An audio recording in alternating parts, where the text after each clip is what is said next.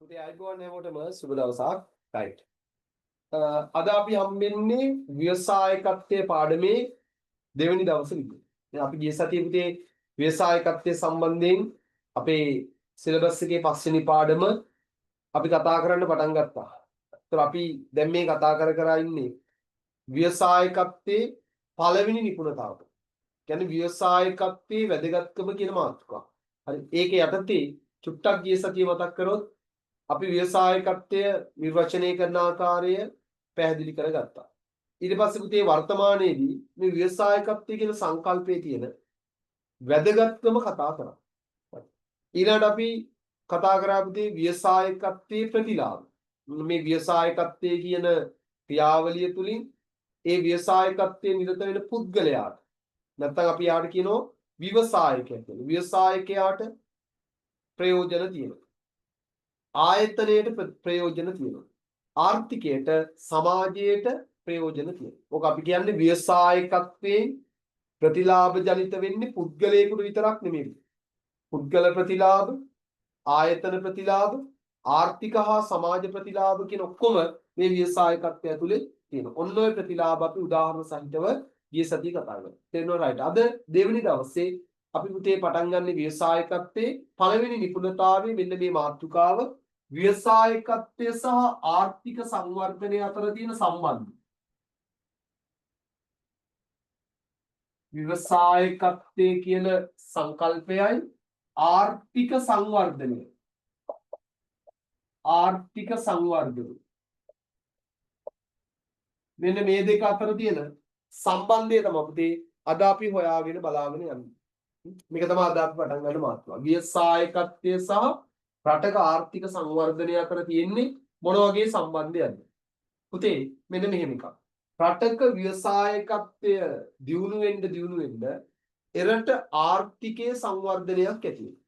ඒ සංවර්ධනය ඇති වෙන්නේ හැබැයි විවිධ අංශවලින් විවිධ පැතිවලින්. ඒතර ඔයාලට විභාගෙදී ප්‍රශ්නයක් එන්න පුළුවන්. රටක ආර්ථික සංවර්ධනයේ ව්‍යවසායකත්වයෙන් ඇතිවන බලපෑම කරුණු සහිතව පැහැදිලි කරනවා.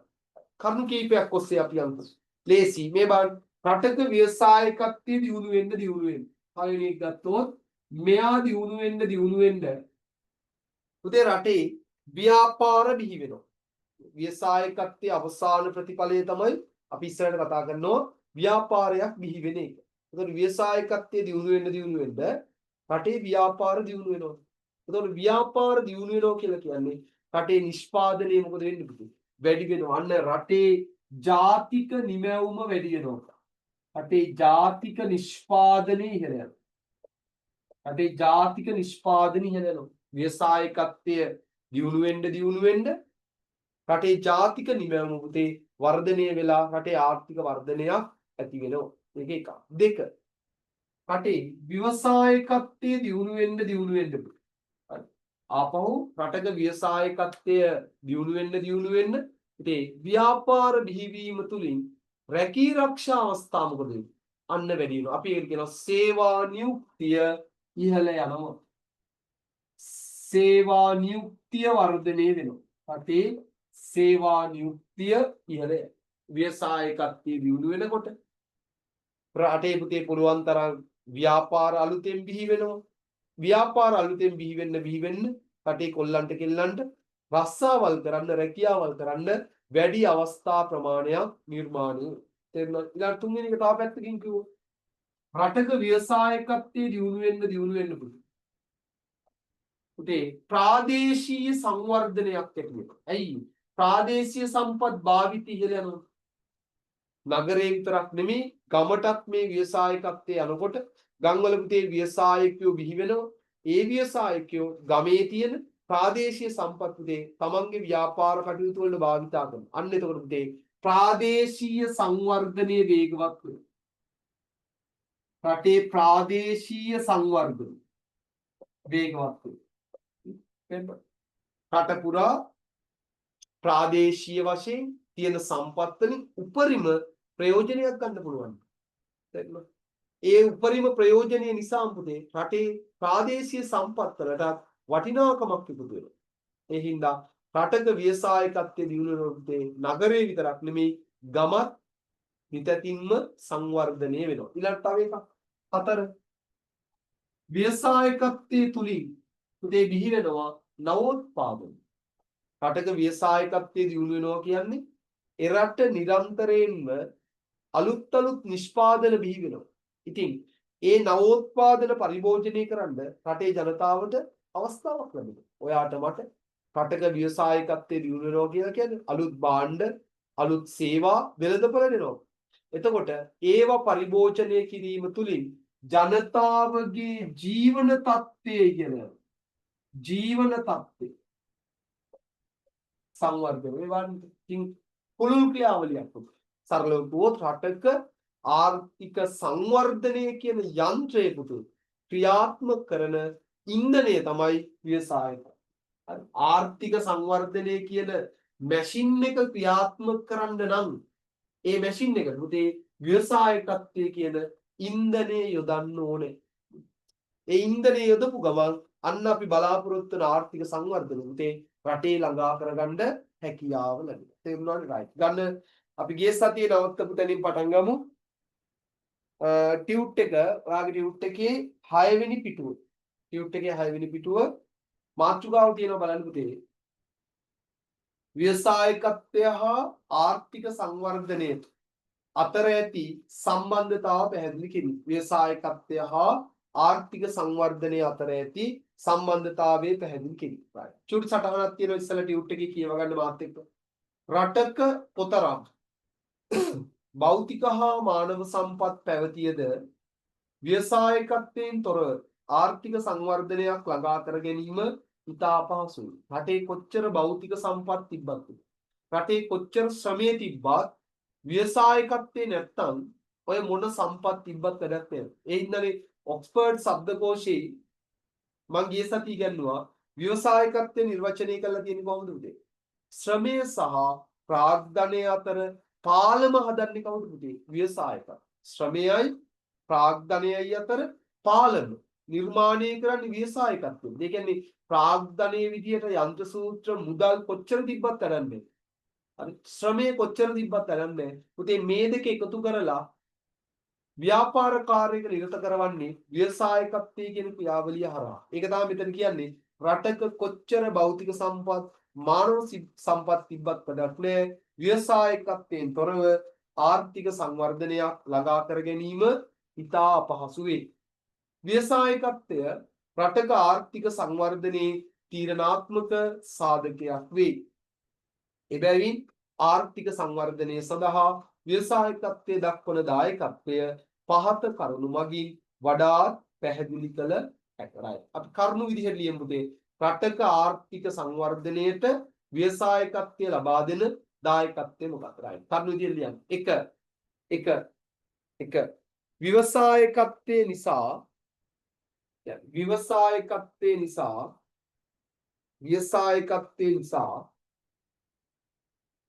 නව්‍යතා බිහිවීමෙන් ව්‍යවසායකත්වයේ නිසා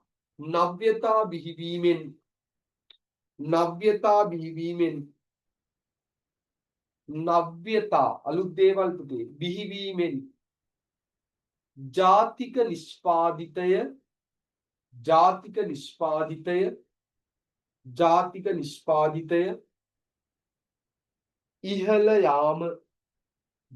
නිෂ්පාදිතය ඉහළ යාම ජාතික නිමැවුම ඉහළ යාම දෙක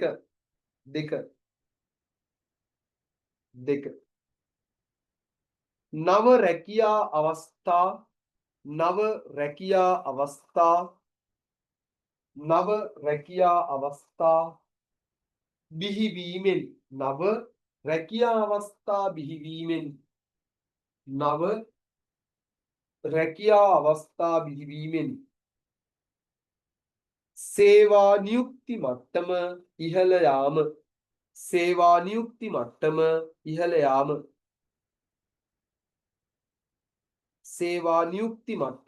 ඉහළ යාම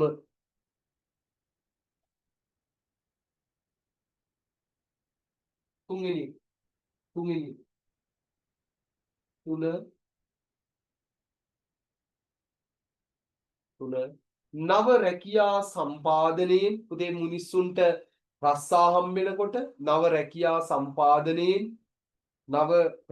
සම්පාදනයෙන් ආර්ථික සංවර්ධනය වේගවත් වීම ආර්ථික සංවර්ධනය වේගවත් වීම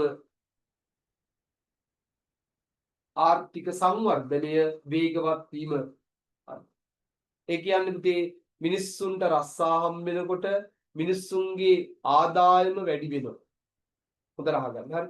ආදායම වැඩි වෙන්න පුද්ගලයින්ගේ ක්‍රය ශක්තියවත් මිලදී ගැනීමේ හැකියාව වැඩි වෙනවා. ඔයා කියලා හිතන්නකෝ. ඔයාට රැකියාවක් හම්බුනහම ඔයාගේ ආදායම මොකද වෙන්නේ? වැඩි වෙනවා. ආදායම වැඩි වෙනවා කියන්නේ ඔයාගේ භාණ්ඩ හා සේවා මිලදී ගැනීමේ හැකියාව මොකද වෙන්නේ? වැඩි වෙනවා. ඒතර භාණ්ඩ හා සේවා මිලදී ගැනීමේ හැකියාව වැඩි වෙනවා කියන්නේ ඔයා පුතේ වෙළඳපොලේ භාණ්ඩ වලට කරන ඉල්ලුම මොකද වෙන්නේ? වැඩි වෙනවා. ඉතින් ඉල්ලුම වැඩි වෙන්න පුතේ ව්‍යාපාරිකයින් නිෂ්පාදකයින් නිෂ්පාදනය කරන ප්‍රමාණයක් මොකද වෙන්නේ? වැඩි වෙනවා. ඒ කියන්නේ සැපයුම වැඩි වෙනවා. එහෙනම් අන්න රටේ භාණ්ඩ හා සේවා සැපයුම වැඩි වෙලා පුතේ රටේ ආර්ථිකයේ සංවර්ධනය වෙනවා. තේරෙනවද? එක පැත්තකින් පුද්ගල ජීවන තත්ත්වය ඉහළ යනවා අනිත් පැත්තෙන් පුතේ ආර්ථිකයේ යහපත් වෙනවා. ඊළඟ තුන්වෙනි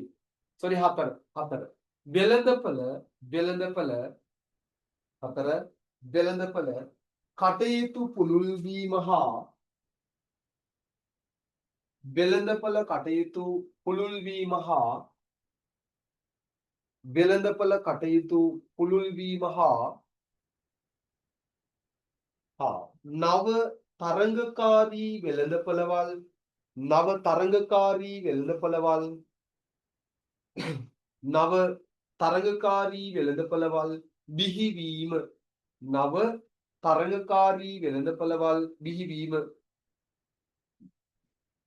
නව තරඟකාරී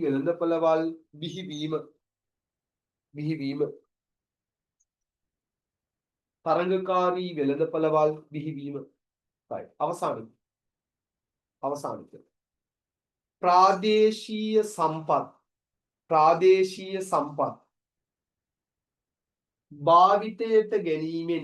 ප්‍රාදේශීය සම්පත් භාවිතයට ගැනීමෙන් ඒවාට ඉහළ ඉල්ලුමක් ඇතිවීම ප්‍රාදේශීය සම්පත් භාවිතයට ගැනීමෙන් ඒවාට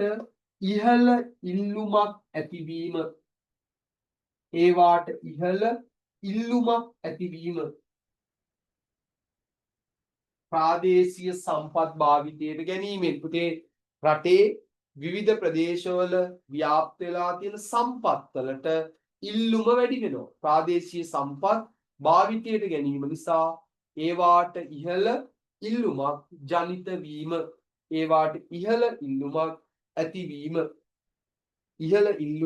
ඇතිවීම right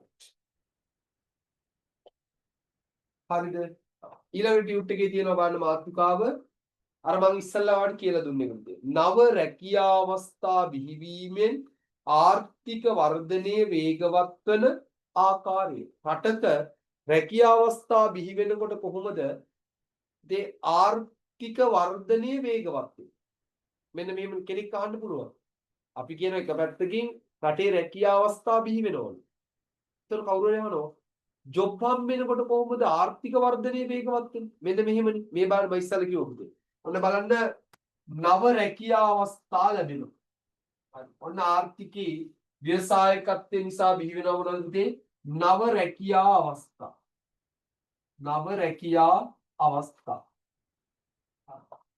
ඔන්න නව රැකියා අවස්ථා. දැන් ඔයාට ජොබ් එකක් හම්බුණා. රැකියා අවස්ථාවක් හම්බුණා. දැන් ඔයාගේ ආදායම ඉහළ යනවලුද? ආදායම් මට්ටම ඉහළ යනවා. ආදායම ඉහළ යනවා. ඔයාගේ ආදායම ඉහළ. ජොබ් එකක් නැතුව වේලි හිටපු අපිට රස්සාවක් හම්බෙච්ච ගමන් ආදායම මොකද වෙන්නේ? වර්ධනය වෙනවා. ඔන්න ආදායම ඉහළ ගියා. ආදායම වැඩි වීමේ ප්‍රතිඵලය තමයි පුතේ ක්‍රය ශක්තිය පුද්ගල ක්‍රය ශක්තිය වර්ධනය වෙනවා. අන්න පුද්ගලයින්ගේ පුද්ගල ක්‍රය ශක්තිය ඉහළ යාම මේ බා. තෝර මතක තියාගන්න එනම් පුතේ මොකද්ද ක්‍රය ශක්තිය කියලා කියන්නේ? පුද්ගලයේ ක්‍රය ශක්තිය කියන්නේ මොකද්ද පුතේ? මිලදී ගැනීමට තියෙන හැකියාව. භාණ්ඩ හා සේවා මිලදී ගන්න තියෙන හැකියාව තමයි අපි කියන්නේ මොකද්ද? ක්‍රය ශක්තිය. ක්‍රය ශක්තිය වර්ධනය වීමේ ප්‍රතිඵලය මොකද්ද? දැන් අන්න ඔයාගේ භාණ්ඩ හා සේවා මිලදී ගැනීමේ ක්‍රය ශක්තිය වර්ධනය වෙලා තියෙනවා. ඒ නිසා මොකද්ද වෙන්නේ? භාණ්ඩ හා සේවා වලට තියෙන භාණ්ඩ හා සේවා ඉල්ලුම ඉහළ යාම ඔන්න භාණ්ඩ වලට තියෙන සේවා වලට තියෙන ඉල්ලුම වැඩි වෙනවා. ආදායම වැඩි වෙන්න මගේ මිලදී ගැනීමේ හැකියාව වැඩි වෙන්න මෙච්චර කල් දවසට රුපියල් 1000ක නම් එළවලු ගෙනාවේ දැන් ආදායම වැඩි වෙනවා කියන්නේ මම දැන් 2000ක් ගෙදරට එළවලු ගේනවා මේ භාණ්ඩ ඉල්ලුම වැඩි වෙනවා සේවාවල කරන ඉල්ලුම වැඩි වෙනවා දැන් මාසෙට මේ කැඳුමයි නම් මිලදී ගත්තොත් දැන් වැටුප් වැඩි වෙනකොට හැකියාවක් ලැබෙනකොට දැන් ඇඳුම් දෙකක් මිලදී ගන්නවා පුතේ භාණ්ඩ හා සේවාව කියන ඉල්ලුම වැඩි වෙනවා ඒ ඉල්ලුම සම්පූර්ණ කරන්න නම් ව්‍යාපාරිකව මොකද කරන්නේ ඒ ඉල්ලුම සම්පූර්ණ කරන්න මොකද කරන්නේ? නිෂ්පාදනය කරන ප්‍රමාණය වැඩි කරන්න බෑ. අන්න එහෙනම් අනිත් පැත්තෙන් දැන් ඔන්න නිෂ්පාදනය වැඩි වෙනවා. නිෂ්පාදනය ඉහළ යාම. නිෂ්පාදනය වැඩි වීම. නිෂ්පාදනය වැඩි වෙනවා. ඉතින් පුතේ රටේ නිෂ්පාදනය වැඩි වෙච්ච ගමන් අයත් නිෂ්පාදනය වැඩි කරන්න නම් මොකද කරන්නේ? දැන් මම හරි මගේ ව්‍යාපාරයේ නිෂ්පාදනය කරන ප්‍රමාණය වැඩි කරන්න නම් මම අලුතෙන් ආයේ සේවකයෝ බඳවා ගන්න ඕනේ. අලුතෙන් කර්මාන්ත ශාලා ඉදි කරන්න අන්න ආපහු පුතේ අයත් රැකියා අවස්ථා බිහි වෙනවා. බලන්න මේකේ චක්‍රයක් වගේ යන ලස්සන. නව රැකියා අවස්ථා බිහි වෙන්න මිනිස්සුන්ගේ ආදායම ඉහළ යනවා. මිනිස්සුන්ගේ ආදායම වැඩි වෙන්න ඒ මිනිස්සු පුතේ භාණ්ඩ හා සේවා වලට ඉල්ලුම වැඩි වෙනවා. මේ ක්‍රය ශක්තිය ඉහළ යනවා. ක්‍රය ශක්තිය ලෙනකොට භාණ්ඩ හා සේවාවල ඉල්ලුම වැඩි වෙනවා. ඉල්ලුම වැඩි කරන්න. අපි පාරිභෝගික විදිහට ඉල්ලන්න ව්‍යාපාරිකයොත් පුතේ සැපියුම වැඩි කරන්න බෑ. ඉල්ලුමට සැපියුම. එහෙනම් මෙච්චර කාලයක් ඒකක ලක්ෂයක් හදපු ව්‍යාපාරිකයා දැන් ලක්ෂ දෙකක් හදන්න ඕන පුතේ. අන්න එහෙනම් එයා නිෂ්පාදනය වැඩි කරන්න ඕන. දැන් නිෂ්පාදනය වැඩි කරන්න කියලා එයා මොනවද කරන්න ඕන? අලුතෙන් ව්‍යාපාර ආරම්භ කරන්න ඕන. පවතින ව්‍යාපාරයේ පුළුල් කරන්න ඕන. එහෙම කරන්න ගියපුවම අයත් පුතේ රැකියා අවස්ථාවක් මොකද වෙන්නේ? අයත් වැඩි. බලන්නකො මේක ලස්සනට චක්‍රයක් විදිහට ගමන් කරන ආකාරයයි. මෙන්න මේ රූප සටහන තියෙනවා සම්පූර්ණ කරගන්න. ටියුට් එකේ තියෙනවා සම්පූර්ණ කරගන්න. නව රැකියා අවස්ථා බිහිවීමෙන් ආර්ථිකයේ වර්ධනය වන ආකාරය පළවෙනි එක නව රැකියා අවස්ථා දෙක ආදායම් මට්ටම ආදායම ඉහළ යාම තුන ක්‍රය ශක්තිය ඉහළ යාම පුද්ගල ක්‍රය ශක්තිය ඉහළ යාම ක්‍රය ශක්තිය කියලා දැම්මත් ඇති පුද්ගල ඕනේ ක්‍රය ශක්තිය ඉහළ යාම නිෂ්පාදනය වැඩි වීම ඊට පස්සේ පුතේ භාණ්ඩ ඉල්ලුම වැඩි වීම භාණ්ඩ හා සේවා ඉල්ලුම ඉහළ යාම right ලස්සන මේක ඇඳගන්න ලස්සන ඇඳගන්න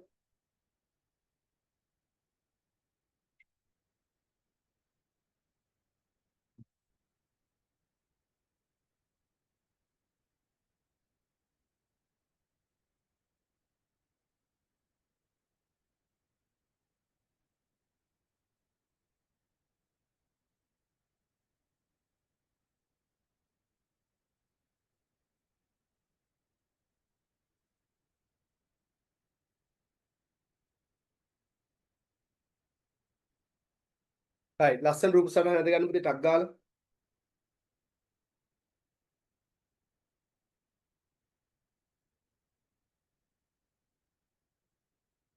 වන්නේ නව රැකියා අවස්ථා ඊට ආදායම ඉහළ යාම පුද්ගල ක්‍රය ශක්තිය ඉහළ යාම නැත්තම් නිකම්ම ලිව්වත් කමන්නේ ක්‍රය ශක්තිය ඉහළ යාම පුද්ගලයන්ගේ ක්‍රය ශක්තිය ඉහළ යනවා පුතේ.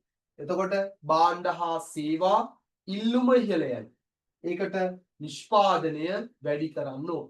ආපහු නිෂ්පාදනය වැඩි කරන්න යනකොට අයත් රැකී ආරක්ෂා අවස්ථා බිහි වෙනවා. බිහි වෙනවා.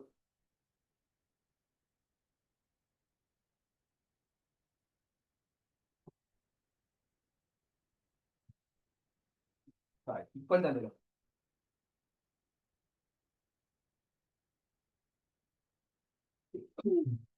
හරිද පුතේ? හරි. ඔන්න එහෙනම් ඔය අපි රූප සටහනකට දැම්මේ රටේ සේවා නියුක්තිය වැඩි වෙන්න රටේ ආර්ථිකය වර්ධනය වෙන්න. පුතේ ආර්ථික වර්ධනය කියන්නේ භාණ්ඩ හා සේවා නිෂ්පාදනය වැඩි වෙන එක තමයි. රටක ආර්ථිකය වර්ධනය වෙනවා කියලා කියන්නේ දලදේශීය නිෂ්පාදනය රටේ සමස්ත නිෂ්පාදනය වැඩි වෙනවා. ඉතින් අපි ඒතොර දැක්කනේ රැකිය අවස්ථා හම් වෙනකොට භාණ්ඩ හා සේවා සැපයුම වැඩි කරන්න යාමේදී රටේ නිෂ්පාදනය කරන ප්‍රමාණය අන්න වැඩි වෙන. රටක ව්‍යවසායකත්වයේ දියුණු වෙනකොට අලුතෙන් රැකී ආරක්ෂා අවස්ථා නිර්මාණය වෙනවා. ඒ හරහා පුතේ රටේ ආර්ථිකයේ වර්ධනය වෙනවා. ඕන ඕක තමයි අපි ඔය රූප සටහනකට තේරෙනවා. ඊළඟට අපි පළවෙනි නිපුණතාවය බලන්නේ ලස්සන වැදගත් තව මාතෘකාවක් තියෙනවා. තාම මේ අපි ඉන්නේ ව්‍යවසායකත්වයේ පළවෙනි නිපුණතා මට්ටමේ. හරිද? අන්න ඒකේ අපි කතා කරනවා පුතේ ව්‍යවසායකත්ව ප්‍රවණතා. ව්‍යවසායකත්ව ප්‍රවණතා. ව්‍යවසායකත්ව ප්‍රවණතා. මේවා. ඒ කියන්නේ නූතනයේදී අපි මේ කතා කරන ව්‍යවසායකත්වයේ තියෙන ප්‍රවණතා මොනවද? දැන් ප්‍රවණතාවක් කියලා කියන්නේ ට්‍රෙන්ඩ් එකක් ඉංග්‍රීසියෙන්. ඒක තවදුරටත් සිංහලෙන් ලිහිල් කරගත්තොත් ප්‍රවණතාවක් කියලා කියන්නේ යම් නැඹුරුවක්. හරි වර්තමානයේදී අපි දැන් ඇඳුම් විලාසිතා ගත්තොත් හිතමු. ඒක ට්‍රෙන්ඩ් එනවා. නේද? කාලීනව ඇඳුම් පැළඳුම් වල ට්‍රෙන්ඩ් එකක් තියෙනවා. කේක ට්‍රෙන්ඩ් තියෙනවනේ කාලේ කන බොන විදිය ට්‍රෙන්ඩ් එකක් තියෙනවා. කතා කරන විදිය ට්‍රෙන්ඩ් එකක් තියෙනවා. හැසිරෙන විදිය ට්‍රෙන්ඩ් එකක්. නේද? අද හැම දෙයක්ම කාලීනව පුතේ අපි යම් යම් දේවල් වලට එක එක කාලයේදී දක්වන නැඹුරුව වැඩි. ඒක තමයි ප්‍රවණතාවක් කියන්නේ. දැන් එහෙනම් ව්‍යවසායකත්වයේ ගත්තත් එහෙම තමයි.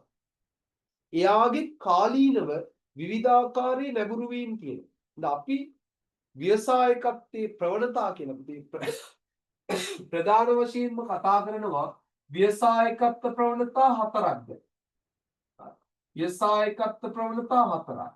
ඊට අමතරව මම ඔයාට තව මම දෙනවා කාලීනව අපි හඳුනාගත්ත ව්‍යවසායකත්ව ප්‍රවණතාව. ඒකත් නිතර පළාත් පේපර් වල මොඩල් ප්‍රශ්න පත්‍ර වල අහලා තියෙනවා. රයිට්. අපි බලමු ඉස්සර ටීචර් ගයිඩ් එකේ දීලා තියෙන ප්‍රවණතා ටික මොනවද?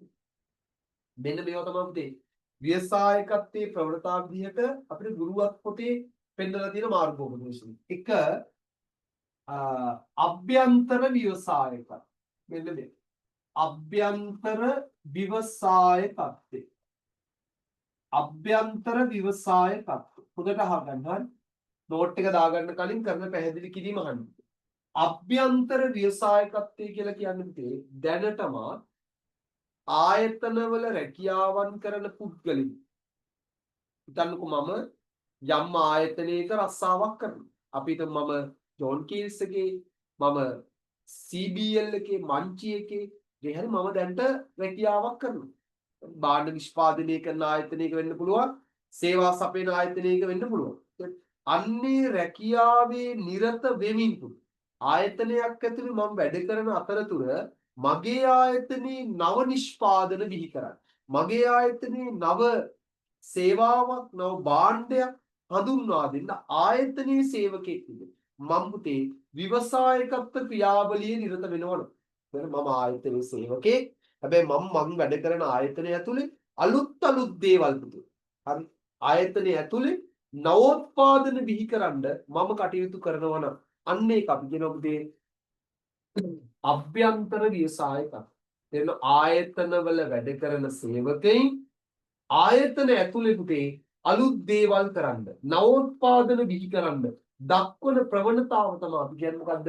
අභ්‍යන්තර ව්‍යවසායකත්වය. ඉතින් ඒක ආයතනයක කළමනාකරුවන් තමන්ගේ සේවකයන්ව ප්‍රොමෝට් කරන්න ඕන පුතේ. අලුත් දේවල් කරන්න, අලුත් දේවල් හොයාගන්න. අපි හිතමුකෝ Google එකේ වැඩ කරන, අපි හිතමු Facebook එකේ කම්පැනි වැඩ කරන, අපි හිතමු ටෙස්ලා එකේ වැඩ කරන සේවකයන් ඒ ආයතනවල කළමනාකරුවෝ නිරන්තරයෙන් අභිප්‍රේරණය කරනවා අලුත් දේවල් හොයාගන්න. අපි හිතමු Google එකේ වැඩ කරන සේවකයින්ට ආයතනය කියන ඕගොල්ලෝ අලුත් දේවල් කරන්න. අලුත් දේවල් හොයාගන්න. අපි ඕගොල්ලෝ ඇගීමට ලක් කරනවා. පඩි වැඩි කරනවා. උසස් වීම් දෙනවා. මේ විවිධ අභිප්‍රේරණ ක්‍රම හරහා ආයතනවල වැඩ කරන සේවකයන්ට අලුත් සොයා ගැනීම වලට ආයතනයක් දිරිගන්වන්න ඕන. අන්න එහෙම වැඩ කරන සේවකයෝ ආයතනය තුල ඉඳගෙන පුතේ අලුත් දේවල් කරනවා නම් ඒක අපි කියන්නේ මොකද්ද? අභ්‍යන්තර ව්‍යවසාය තත්ත්වය. ඒක ප්‍රවණතාවය. තේරුණාද? දෙක ගෝලීය ව්‍යවසායක. එන්නේ ගෝලීය ව්‍යවසාය තත්ත්වය. ගෝලීය ව්‍යවසාය තත්ත්වය.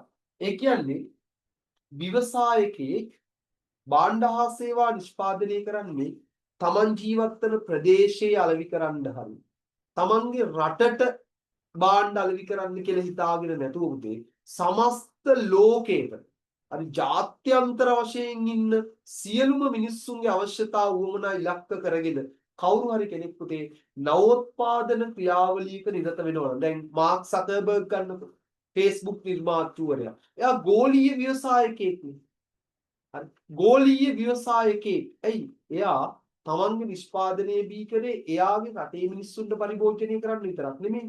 අද Facebook කියන එක අර මිලියන ගාණක් ජනතාව විවිධ රටවල් වල ඉන්න විවිධ ಜಾති විවිධ ආගම් අදහන කී කෝටි ගාණක මිනිස්සුන්ට ඒ නිෂ්පාදනයේ පරිභෝජනය කරනවා. කියන්නේ මාර්ක් සකර්බර්ග් තෝරන්නේ නෑනේ. එයාගේ රටේ එයාගේ ප්‍රදේශයේ මිනිස්සුන්ට විතරක් මේ නිෂ්පාදිතය හඳුන්වා දෙන්න. අන්න එයා ගෝලීය ව්‍යවසායකයෙක්. Apple, Steve Jobs ගෝලීය ව්‍යවසායකයෙක්. පුතේ ගෝලීය ව්‍යවසායකයා නිරත වෙන ක්‍රියාවලිය තමයි අපි කියන්නේ ගෝලීය ව්‍යවසායකත්වය. එහෙනම් ගෝලීය ව්‍යවසායකයා කියලා කියන්නේ මේ ක්‍රියාවලියේ හිමිකම. හරි ඒ ව්‍යවසායකයා කරන වැඩේ තමයි අපි කියන්නේ ගෝලීය ව්‍යවසාය.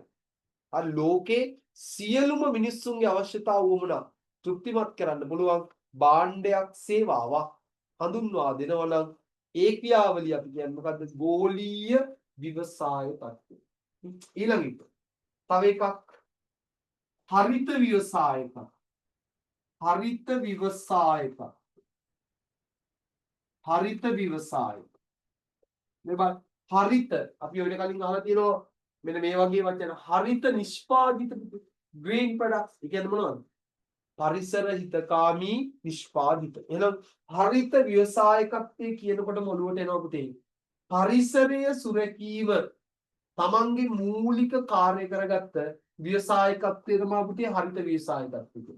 හරිත ව්‍යවසායකයා හැම වෙලේම බලනවා පුතේ පරිසරයට හිතකර නිෂ්පාදිතයක් වෙළඳපොළ ඉදිරිපත් කරනවා. ඇසුරුමක් නම් හදන්නේ ඒ ඇසුරුම පරිසර හිතකාමී නිෂ්පාදනය. එහෙනම් හැම වෙලේම පරිසරයට හිතකර ප්‍රොඩක්ට් එකක් හිතකර නිෂ්පාදිතයක් වෙළඳපොළට ඉදිරිපත් කිරීමේ අරමුණින් කටයුතු කරන ව්‍යවසායකත්වය නම් කියන්නේ මොකද්ද? හරිත ව්‍යවසායකත්වය. තේරුණාද? එහෙනම් අද ගොඩාක් ව්‍යවසායකයෝ පුතේ හැම වෙලේම try කරන්නේ පරිසර හිතකාමී නිෂ්පාදිතයක් වෙළඳපොළට ඉදිරිපත් කරන්න. තේරුණාද? එහෙම ඉදිරිපත් කරන ව්‍යවසායකයෙක්ගේ ක්‍රියාවලිය තමයි අපි කියන්නේ පුතේ හරිත ව්‍යවසායකත්වය. ඊළඟ අවසානයේ තව එකක් සමාජීය ව්‍යවසායකත්වය. සමාජීය ව්‍යවසායකත්වය. සමාජීය පුතේ මේ බාත් සමාජ ව්‍යවසායකත්වයේ නිරත වෙන කෙනාට අපි කියනවා සමාජීය ව්‍යවසායකයා. මේ හැම ක්‍රියාවලියක්ම ඉටු කරන පුද්ගලයාට අපි නමක් දෙනවා හොඳද? මෙයා අභ්‍යන්තර ව්‍යවසායකයා. අභ්‍යන්තර ව්‍යවසායකයා. පුද්ගල අභ්‍යන්තර ව්‍යවසායකයෙක්. බලන්න ඊට පස්සේ ගෝලීය ව්‍යවසායකත්වය ඒකේ නිරත වෙන කෙනාට අපි කියන්නේ ගෝලීය ව්‍යවසායකයා. එයා ඇවිල්ලා ගෝලීය ව්‍යවසායකයෙක්. මේ හරිත ව්‍යවසායකත්වය හැම වෙලේම ව්‍යවසායකත්වය කියන්නේ ක්‍රියාවලියද? වැඩි. ඒ යෙදෙන වැඩි. ඒ වැඩි යෙදෙන කෙනාට තමයි අපි කියන්නේ හරිත ව්‍යවසායකයා. හරිත ව්‍යවසායකයා. හරි. ඊළඟට මෙයා සමාජීය ව්‍යවසායකයා. සමාජීය ව්‍යවසායකයා. සමාජීය ව්‍යවසායකයා. එයා නිරත වෙන වැඩේ තමයි මොකද්ද? සමාජීය ව්‍යවසායකත්වය. එහෙනම් මොකද්ද සමාජීය ව්‍යවසායකත්වය? පුතේ සමාජයේ යම් ගැටලුවකින් පෙළෙනවා නම් සමාජීය ප්‍රශ්නයකට විසඳුමක් විදිහට පුතේ කවුරු හරි කෙනෙක් තමන්ගේ ව්‍යවසායකත්ව හැකියාවන්ගෙන් නවෝත්පාදනයක් බිහි කරනවා නම් ඒකට අපි කියනවා සමාජීය ව්‍යවසායකත්වය. සමාජය පෙළෙන ගැටලුවකට විසඳුමක් විදිහට එයා තමන්ගේ ව්‍යවසායකත්ව හැකියාවන්ගෙන් පුතේ අන්න නිෂ්පාදනයක් බිහි කරනවා. උදාහරණයක් කියමුකෝ අපි හිතමු කැලිකසල සමාජයට ප්‍රශ්නයක් නේ සමාජීය ගැටලුවක් උදේ. අපි මේ ඉවත දාන පොලිතීන් තෙල් ප්ලාස්ටික් මේ ගොඩ ගැහෙන කැලිකසල. අන්න කවුරු හරි කෙනෙක් පුතේ ඒ අපි ඉවත දාන කැලිකසල වලින් නවෝත්පාදනයක් බිහි කරනවා නම් එයා ඇවිල්ලා සමාජීය ව්‍යවසායකයෙක්. ඊට පස්සේ කොරෝනාවමනේ. ඒක කොරෝනා කියන්නේ සමාජීය ප්‍රශ්නයක්. අන්නේ කොරෝනා වලට කවුරු හරි කෙනෙක් කවුරු හරි ආයතනයක් පුතේ වැක්සින් එකක් හොයාගත්තම ඒගොල්ලෝ සමාජීය ව්‍යවසායකයෝ. එන්නොත් සමාජයේ පෙළෙන ගැටලුවකට විසඳුමක් විදිහට ඒගොල්ලෝ නවෝත්පාදනයක් බිහි කරනවා. එහෙනම් කොරෝනා කියන සමාජීය ගැටලුවට එහෙම නැත්නම් වර්තමානයේ අපි කියනවා ඩෙන්ගු අන්න ඩෙන්ගු වසංගතයේ කවුරු හරි ප්‍රොඩක්ට් එකක් බිහි කරනවා නම් තමන්ගේ හැකියාව තුලින් පුතේ ඒක සමාජීය ව්‍යවසායක. එහෙනම් සමාජීය ව්‍යවසායකයාගේ මූලික අරමුණ මොකක්ද? සමාජයට යම් පුතේ ප්‍රතිලාභයක් ලබා දෙන්න. එයාට උදෙක්ම ලාභ අරමුණට වඩා එයාට තියෙන මේ සමාජයේ පෙළෙන ගැටලුවෙන් සමාජයේ මුදවා ගන්න ඕන කියන අදහස. එනේ අර ලංකාවේ ලස්සන ඇඩ් එකක් යන්න පුතේ මේ පද්ද කොමර්ෂල් ක්‍රෙඩිට් එකේ යන ඇඩ් එක චුට්ටක් මතක් කරන්න. කොමර්ෂල් ක්‍රෙඩිට් එකේ යන ඇඩ් එක නේ අනික කොමර්ෂල් ක්‍රෙඩිට් එකේ ඇඩ් ගත්තාමත් බලන්න නේද අර බොමුද මාමා සීතල වතුර වීදුරුවා නේද ඒගොල්ලෝ අන්තිමට ඇඩ් එකේ දාන්නේ මොකද්ද පරාර්ථකාමී මිනිස්සු ලෝකේ තවත් ලස්සන කරා. ඒ සමාජීය ව්‍යවසායකගේ අරමුණ ඒක.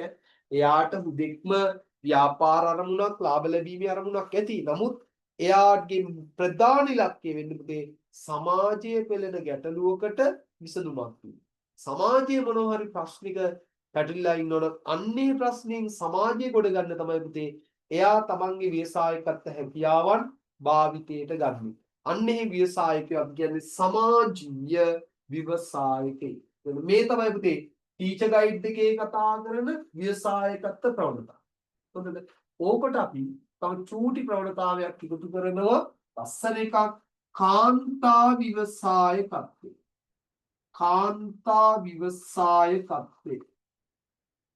කාන්තා වචනින්ම තේරෙනවනේ වර්තමානයේ කාන්තාවන් පුතේ වැඩියෙන් ව්‍යවසායක කටයුතු වල නිරත වෙනවා. වැඩියෙන් ව්‍යාපාර කටයුතු වලට නැඹුරු වීමේ ප්‍රවණතාවය ඉතා ඉහළයි. අන්න ඒක කියන්නේ කාන්තා ව්‍යවසායක. එතන අද පුරුෂයන් හා සමානවම මහා පරිමාණ ව්‍යාපාරවල යෙදෙන අලුත් නිෂ්පාදන ව්‍යාපාර කටයුතු වල නිරත වෙන කාන්තාවන් කොච්චරද? ඉස්සරදී නේද? පිරිමි විතරයි ඉගෙන ගන්න ඕන, පිරිමි විතරයි ආර්ථික කටයුතු වල නියැලෙන්න ඕන කියලා කිව්වා. අද එහෙම නෑනේ. අද පිරිමි වගේ නේද? අපි වගේ අපිත් එක්ක කොච්චර ගැටෙන කාන්තාවුන් නැද්ද? හරි. රටවල් පාලනය කරන කාන්තාව කොච්චරද ඉන්නවද? ද ඉස්සර තමයි කතාවට කිව්වේ නේද? ගෑනුන්ගේ මොලේ හැඳිමිටේ කියලා. එහෙම කියන්න බෑ දැන්.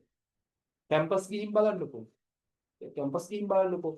ආර්ට් ෆැකල්ටි එකට මැනේජ්මන්ට් ෆැකල්ටි එකට එන්න සාමාන්‍යයෙන් ඔබ දිහා ඉංජිනියරින් ෆැකල්ටි එක අඩුයි ආර්ට් කොමර්ස් කරන ෆැකල්ටි දෙකට ගිහින් බලන්නකෝ බැජ් එකේ වැඩිපුර ඉන්නේ කෙල්ලද කොල්ලද කියලා 80%ක්ම කාන්තාව යාන්තම් කොල්ලෝ නිකන් බේතට වගේ ඉන්නේ 10%ක් 15ක් විතර ඉන්න අද පිරිමිය හා සමානවම එහා කැපැසිටි එකකින් කාන්තාවුත් වැඩ කරනවා. අපිට පේන්නේ තාත්තා විතරයි මේ මාර මැච් එකක් ගෙදර ගහන්නේ කියලා. පිස්සුද? අම්මා ගහන මැච් එක තාත්තට හැරෙන්නවත් බෑ. අපිට පේන්නේ ආර්ථිකය හොයන්නේ තාත්තා විතරයි කියලා. හරි ඉතින්. හරිද? තාත්තා තමයි ගෙදර ආර්ථිකය සම්පාදනය කරන්න කෙනා. නමුත් මේ තාත්තා ආර්ථිකය හොයන්න මහන්සි වෙන ගෙදර තියෙන අනිකුත් සියලු වැඩ ටික ඒහා සමාන ඊට වඩා වැඩි අගයකින් අම්මා ගෙදර වැඩ කරනවා. ඒ කියන්නේ අම්මගේ අම්මා කරන ගෙදර වැඩට ආර්ථික වටිනාකමක් දෙන්න ගියොත් එහෙම අම්මා කරන ගෙදර වැඩ ටිකට රුපියල් අගයක් දෙන්න ගියොත් එහෙම පුතේ තාත්තා කරන ආර්ථික කටයුත්තට වඩා අම්මගේ රුපියල් අගේ අනිවාර්යයෙන්ම වැඩි වෙනවා. ඒක අර රුපියල් වලින් මයින් නෑනේ අම්මා ගෙදර උයන තියෙනක අපි රුපියල් වලින් මනින්නේ. දැන් අම්මා රෙදි හොදන එක අපි මයින්. ඔක මනින්න නම් මොකද වෙන්නේ? රෙදි ටික ගිහිල්ලා දෙන්නකො බලන්න ලොන්ඩරියකට. අම්මා හොදන රෙදි කන්ද සතියේ ගිහින් දෙන්න ලොන්ඩරියකට. එතකොට බලන්න ලොන්ඩරියට අපි ගෙවන ගාන. 20000යි 30000යි. අම්මා උදේට හැන්දෑවට 3 වේලටම උයනවනේ. ඒක නවත්තලා 3 වේලම කඩෙන් කන්නකො බලන්න. එතකොට බලන්න බිල් එක කීයද කියලා. අම්මා ගෙදර දොර අස්පස් කරනවා පිරිසිදු කරනවනේ. ඒක වෙන බාහිර කාන්තාවකට හරි කවට හරි සේවිකාවකට දීලා කරගන්න එයාට දෙන්න ඕන වැටුප මාසෙ කීයද කියලා බලන්න. 40000යි 50000යි. එහෙනම් අම්මා කරන කටයුත්තට වටිනාකමක් අගයක් එක් වෙන්න තින්දා අපිට හිතෙන්නේ නෑ තාත්තමයි ගෙදරට මේ ආර්ථිකයේ පුතේ මූල්‍ය කළමනාකරණයේදී කතා කරන මුදල් ගේන එක වගේම ගෙදර තියෙන මුදල් ටික එළියට යන්න දෙන්නේ නැතුව රැකගන්න එකත් වැදගත්. තාත්තා කරන්නේ ගෙදරට මුදල් ගේන එක. හැබැයි අම්මා හරිද? තමන්ගේ අතින් උයලා පිහලා කඩේට යන්න තියෙන සල්ලි ටික අම්මා උයලා පිහලා නවත්තනවා. තමන්ගේ දෑතින්ම රෙදි ටික හොදලා ලොන්ඩරියට යන්න තියෙන සල්ලි ටික අම්මා නවත්තනවා. හරි වෙන කාට හරි දීලා ක්ලීන් කරගන්න ඕන පිරිසුදු කරගන්න ඕන ගෙදර කටයුතු ටික අම්මගේ අතින්ම කරලා අම්මා පිටට යන්න තියෙන සල්ලි ටික නවත්තනවා. එහෙනම් අම්මත් ලොකු ආර්ථික කටයුත්තකට නිරත වෙනවා තමයි. එහෙනම් අද පුරුෂයන් වගේම කාන්තාවනුත් ඉතින් මේ ආර්ථිකය තුළ විශාල කාර්යභාරයක් ඉටු කරනවා. ඉතින් අද වර්තමානයේ කාන්තා ව්‍යවසායකත්වයේ තියෙන නැඹුරුව වැඩි පිරිමියා සමානවම ඉස්සර පිරිමින්ට විතරක් සමාරක් වෙලා සීමා වෙලා තිබ්බ රස්සා අද කාන්තාවන් කරන්නේ නැද්ද? නේද? ඔයා නිකන් කල්පනා කරලා බලන්න. පෙට්‍රල් සෙට් එක කාන්තාවන් තෙල් ගහනවා දැකලා තියෙනවා. තාම ලංකාවේ පෙට්‍රල් සෙට් ගත්තොත් 99ක් උන්ට පුරුෂයෝ වැඩ කරන්නේ. කාන්තාව වැඩ කරනවා දැකලා තියෙනවා. බලන්න මොන ඔය ගම්පහ කිට්ටුව ලංකාවේ මං සියසින්ම දැකලා තියෙනවා. පෙට්‍රල් ෂෙඩ් එකක් තියෙනවා සම්පූර්ණයෙන් පොම්ප ක්‍රියා කරවන්නන් ඉන්නේ. සම්පූර්ණ ෂෙඩ් එකේ වැඩ කරන්නේ කාන්තාව. අපි සාමාන්‍යයෙන් තාමත් ලංකාවේ පොදු මගී බස් සේවාව දුම්රිය අපි රියදුරු මහත්තුරු දැකලා තියෙනවා. නමුත් නෝන්ලා දැකලා නැහැ. ඉස්සරහට ඊට පස්සේ SLTB එකේ ජාතික ගමනාගමන මණ්ඩලය අපි තාම දැකලා තියෙන රියදුරු මහත්තුරු සහ කොන්දොස්තර මහත්තුරුනේ. හැබැයි ඉස්සරහට එන්නේ රියදුරු නෝනවරු වෙයි. කොන්දොස්තර නෝනවරු දැන් ඔය ප්‍රයිවට් බස් වල ඉන්න ස්කූල් බස් වල සිස්සරිය වගේ ළමයි ප්‍රවාහනය කරන වෑන් රථ බස් වලට නේද? පුරුෂයෝ වගේම කාන්තාවන් ඩ්‍රයිව් කරගෙන යනවා. ඉතින් අනාගතේදී එහෙම ભેදයක් නැතුව මේ කාන්තාවන් පවා ව්‍යවසායකත්ව ක්‍රියාවලීන්ට ව්‍යාපාර කටයුතු වල ඉතින් ඉදිරිපත් වෙනවා. ඒක හොඳ ප්‍රවණතාවයක්. එහෙම කරන්න ඕනේ. ඇයි එහෙම කරන්න ඕන වෙලා? අද ගෙදර තාත්තා විතරක් හම්බ කරලා ජීවත් වෙන්න බැරි තත්ත්වයකටපත් වෙලා ඉතින් ඉස්සර නම් ප්‍රශ්නයක් නැහැ. අම්මට තිබ්බේ ළමයි බමයි ටික බලාගෙන පවුලේ කටයුතු ටික කරගෙන ගෙදරටලා ඉන්නනේ. තාත්තලා ගිහිල්ලා හම්බ කරගෙන එන එක ඇති ජීවත් වෙන්න ඇති. අද එහෙම නෑ. එක පඩියෙන් ජීවත් වෙන්න බැරි තත්ත්වයක් වෙන. ඉතින් අද අම්මට අඩුම තරමේ ගෙදර ඉඳගෙන හරි පුතේ ස්වයං රැකියාවක නිරත වෙන්න වෙලාවක් තියෙන්නේ. පොඩි පාපිසි ටිකක් මහනවා. බලන්න අම්මලා නැත්තම්. එහෙම නැත්තම් ගෙදර ඉඳගෙනම අම්මා පොඩ්ඩක් වෙඩින් කේක් බර්ත්ඩේ කේක් හදනවා. නැත්තම් ගෙදරම පැත්තක සැලුන් එකක් දාගෙන මනාලියන් අම්දනවා හැඩ ගන්නනවා මොනවා හරි වැඩක් කරනවා. හැට්ට මහනවා. මම මේකෙන් සුළු පරිමාණ ව්‍යාපාරයි. හරි මොකක් හරි දවසට පොඩි ඉන්කම් එකක් ගේන වැඩක අද අම්මලා පිරත වෙනවා. ඒකට හේතු වෙලා තින්නේ ඒක. විශේෂයෙන්ම ආර්ථිකේ තාත්තර විතරක් ගෙදර ආර්ථිකේ ශක්තිමත් කරන්න බැරි තැනටපත් වෙලා තියෙන්නේ. එහෙනම් ඊට දෙක තමයි ඉස්සර කාන්තාවුන් තිබ්බ දැනුම නෙමෙයි අද කාන්තාවුන්. ඊට වඩා කාන්තාව ගොඩාක් අද අධ්‍යාපන මට්ටමේ ඉහළයි. ඉතින් එතකොට තමන්ගේ අධ්‍යාපන මට්ටමට ගැලපෙන වෘත්තියක රැකියාවක නිරත වීමේ අවශ්‍යතාවය අද ඇති වෙලා තියෙනවා. ඒ හින්දා කාන්තාවන් අද පිරිමින් වගේම ආර්ථික කටයුතු වල අර එකට ගැටෙමින් වැඩ කරනවා. ඒක හොඳ ප්‍රවණතාවයක සුපිරි ප්‍රවණතාවය. තේරුණාද නේද? කාන්තා ව්‍යවසාය කරනවා. මේ තමයි අපි ව්‍යවසායකත්වයේ ප්‍රවණතාව කියලා කතා කරන විතරයි. දැන් නෝට් එක දාන්න. ටියුට් එකේ පිටුව 7. ටියුට් එකේ පිටුව 7 බලන්න ව්‍යවසායකත්වයේ නව ප්‍රවණතා. රයිට්. ගන්න පළවෙනි එක අභ්‍යන්තර ව්‍යවසායකත්ව. මෙහෙම ලියන්න.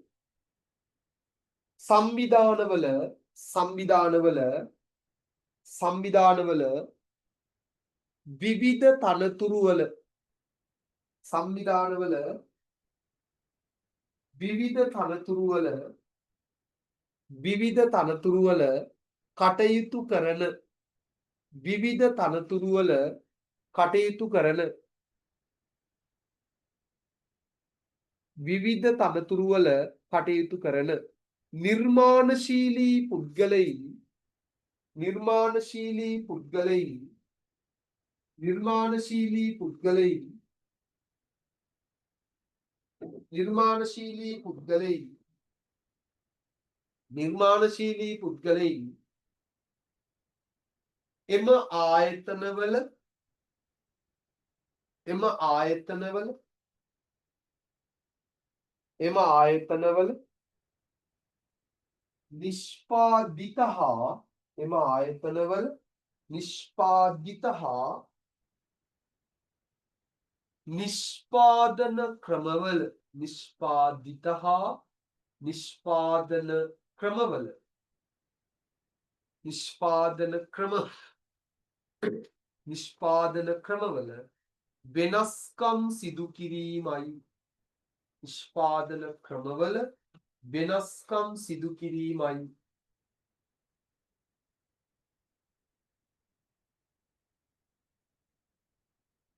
ඒකට ඉස්සරහින් යන්න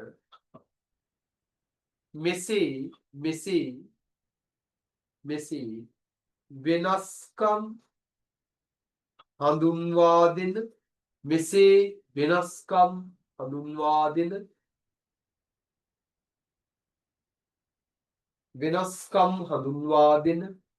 ආයතනය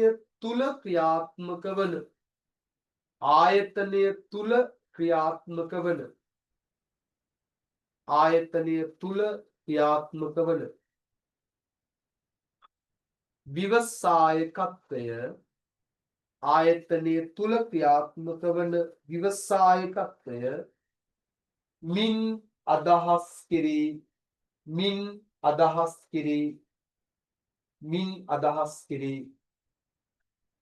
මින් අදහස් කෙරේ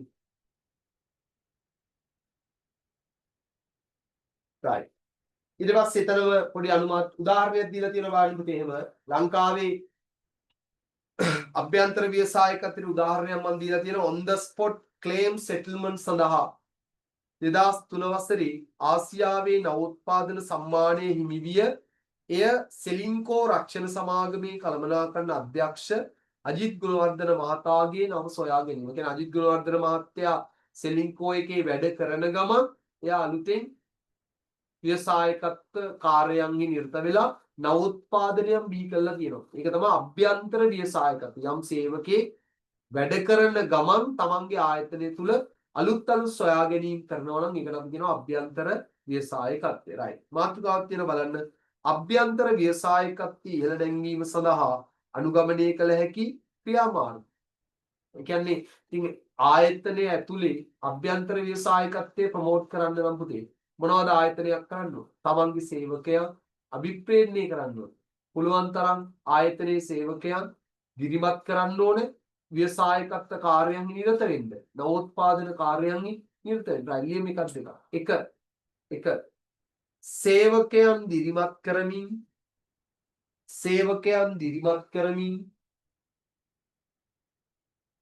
සේවකයන් දිරිමත් කරමින්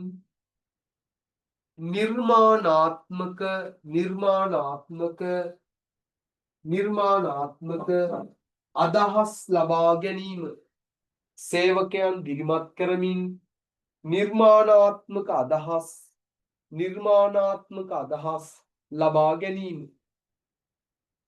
නිර්මාණාත්මක අදහස් ලබා ගැනීම උදාහරණ ලියන්නේ ඒකට කොහොමද මේ සේවකයන්ව දිරිමත් කරන්න ඕන එහෙනම් ආයතනයක් උදාහරණ ලියන්න පුතේ.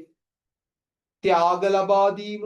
එහෙම නවෝත්පාදන කාර්යයේ නිරත වෙන සේවකයන් ඇගයීමට ලක් කරලා ඒගොල්ලොන්ට තෑගි ප්‍රදානය කරන්න ඕන. ත්‍යාග ප්‍රදානය කිරීම කමාවා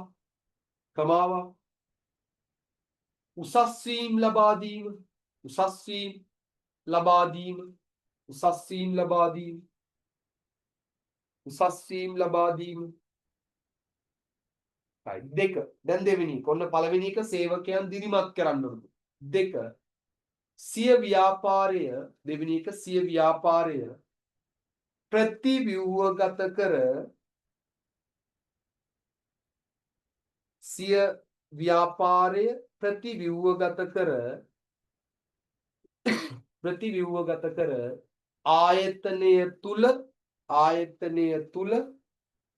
ආයතනය තුල නව සංකල්ප සහිත ආයතනය තුල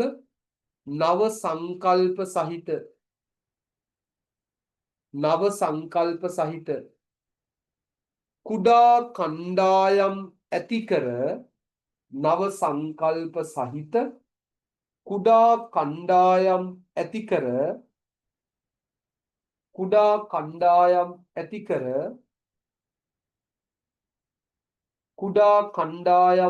කර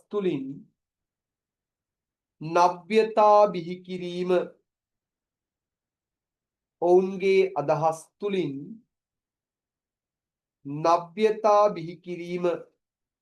නව්‍යතා බිහි කිරීම එච්චරයි. ඊළඟට ආපහු අභ්‍යන්තර ව්‍යවසායකත්වයට ගැන අයත් තියෙන මාතෘකාවක් අභ්‍යන්තර ව්‍යවසායකීන් හා සාමාන්‍ය ව්‍යවසායකීන් අතර වෙනස්කම්. දෙපැත්තට දාලා ලියන්න. එක පැත්තකට දාන්න අභ්‍යන්තර ව්‍යවසායකීන්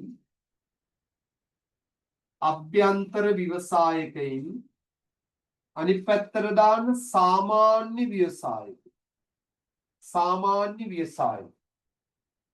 අභ්‍යන්තර ව්‍යවසායකයින් අනිත් පැත්තට දාන්න සාමාන්‍ය ව්‍යවසායක. හරි. දැන් මේගොල්ලෝ පුතේ ආයතනයේ සේවා නියුක්ත වෙමින් තමයි අලුත් දේවල් නිෂ්පාදනය. ඒතර මේගොල්ලෝ සේවකයෝ. හරි මේගොල්ලෝ ව්‍යවසායකයෝ විදිහට නවෝත්පාදන බිහි කරාට මේගොල්ලෝ ආයතනයේ සේවකයෝ. අන්නේ හින්දා මේගොල්ලන්ට හම්බෙන්නේ මොනවද පුතේ? වැටුප් ලබයි. ව්‍යවසායකයෝ වුණාට සේවකයෝ නිසා මේගොල්ලන්ට හම්බෙන්නේ වැටුපක්. නමුත් සාමාන්‍ය ව්‍යවසායකයෙක් නම් සාමාන්‍ය කියලා කියන්නේ මේ රැකියාවක් විදිහට ආයතනයක වැඩ කරන කෙනෙක් නෙමෙයි. තමන්ගෙම කියලා ව්‍යවසායක කාර්යයක නිරත වෙන කෙනෙක් නම් ඒගොල්ලෝ ලබන්නේ මොනවද? ලාභ ලබයි. ඒගොල්ලෝ හම්බෙන්නේ ලාභ. ලියන්න වෙනස. මේගොල්ලන්ට හම්බෙන්නේ වැටුපක්. වැටුප් ලබයි. සාමාන්‍ය ව්‍යවසායකයෝ ලාභ ලබයි.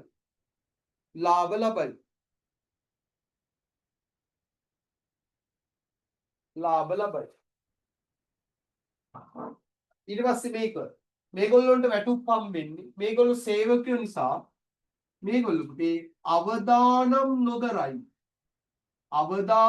නොදරයි. අවදානම දරන්නේ ආයතනයක. සේවකයෝ අවදානම් දරන්නේ. නමුත් මේ පැත්තේ එහෙම නෑ. අවදානම් දරයි. මේගොල්ලෝ අවදානම් දරනවා.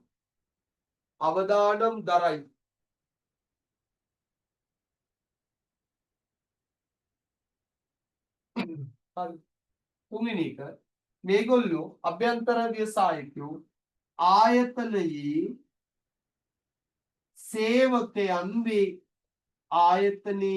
සේවකයන් වේ. මේගොල්ලෝ ආයතනයේ සේවකයෝ. නමුත් සාමාන්‍ය ව්‍යවසායකයෝ ගත්තොත් මේගොල්ලෝ බොහෝ විට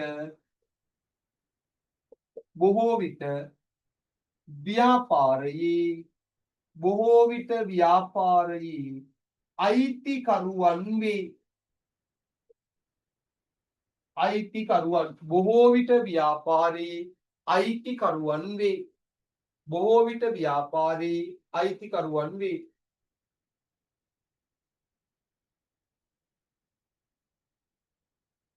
තව එකක් අවසානික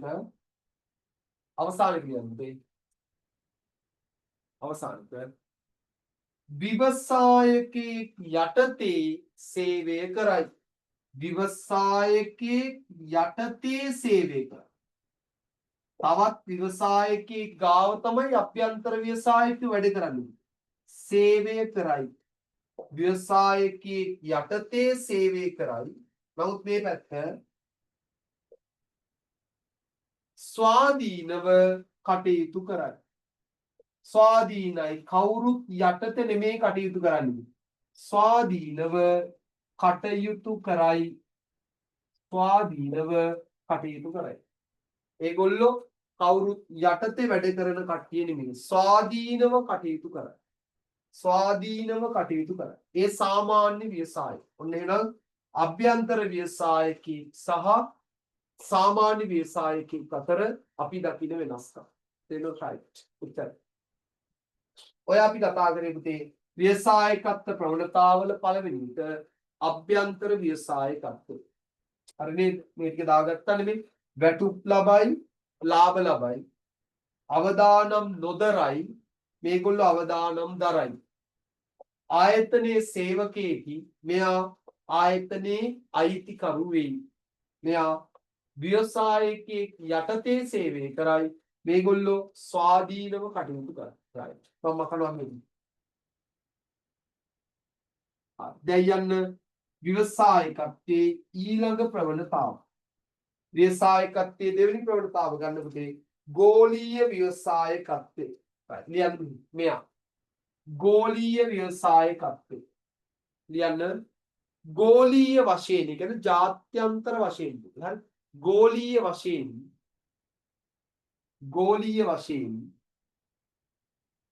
ගෝලීය වශයෙන් නවෝත්පාදන හඳුන්වා දෙන ගෝලීය වශයෙන් නවෝත්පාදන හඳුන්වා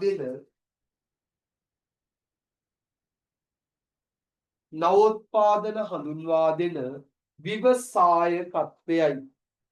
නවෝත්පාදන හඳුන්වා දෙන ව්‍යවසායකත්වයයි.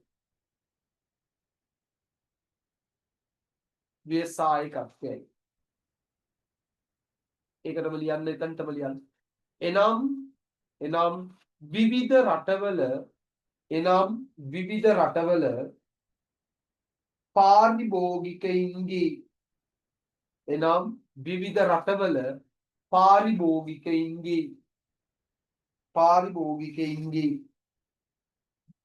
පාරිභෝගිකයින්ගේ අවශ්‍යතා හා උවමනා හඳුනාගෙන විවිධ රටවල පාරිභෝගිකයින්ගේ අවශ්‍යතා හා උවමනා හඳුනාගෙන එම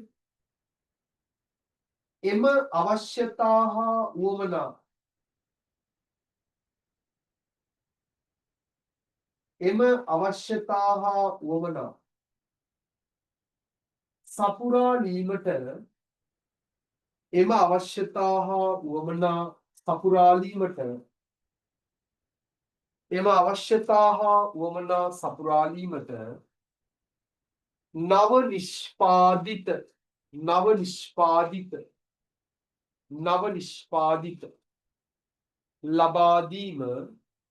නව නිෂ්පාදිත ලබා දීම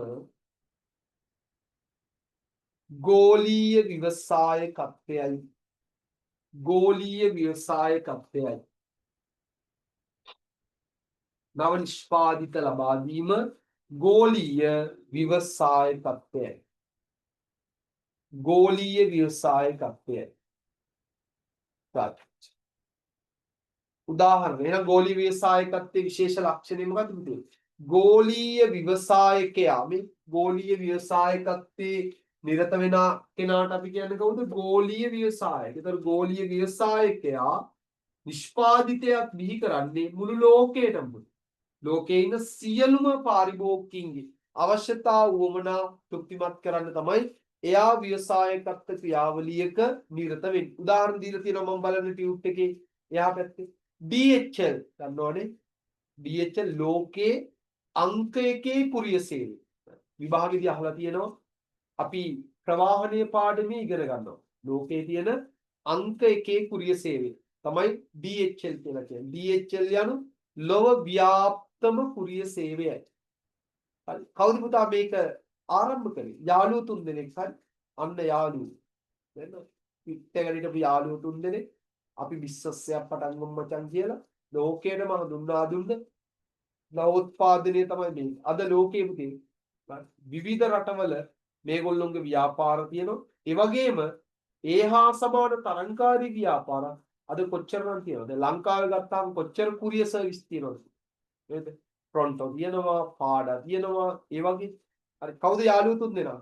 මේවා හිල්බර්න්. හරි. ඇඩ්‍රියන් ඩෙල්සි. ඊට පස්සේ රොබර්ට් ලී මේ තුන් දෙනාගේ මුල් ලකුණු එකතු කරලා තමයි DHL කියලා හදලා තියෙන්නේ. හරි. D ඩෙල්සි, H හිල්බර්න්, ලීන්, DHL යන මිතුරන් තිදෙනාගේ අරමුමක. ඒතර මේගොල්ලෝ ඇවිල්ලා පුතේ ගෝලීය ව්‍යවසායිකයෝ. එන්න තමන්ගේ රටට තමන්ගේ ප්‍රදේශයට විතරක් නෙමෙයි ලෝකේ ඉන්න සියලුම පාරිභෝගිකින් අවශ්‍යතාව උමනා තෘප්තිමත් කරන්න නිෂ්පාදිතයක් තමයි පුතේ මෙයාලා හඳුන්වා දීලා තියෙන්නේ. ඒවට අපි කියන්නේ ගෝලීය ව්‍යවසායකත්වය. පිටුම් මෙහෙම ලියන්න. යටින් ඔතන ඩොට් ෆේලියක් තියෙනවනේ ඔයාලට ලියන්න. යටින් තියෙනවනේ ඩොට් ෆේලිය. ඒකේ මෙහෙම ලියන්න. මෙහෙම ලියන්න. ගෝලීය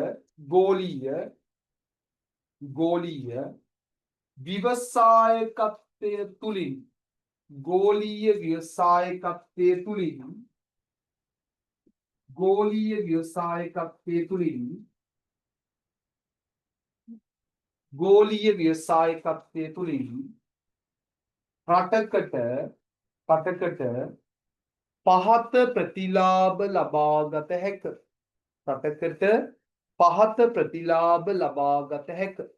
ගෝලීය ව්‍යවසායකත්වය තුලින් රටකට පහත ප්‍රතිලාභ ලබාගත හැක.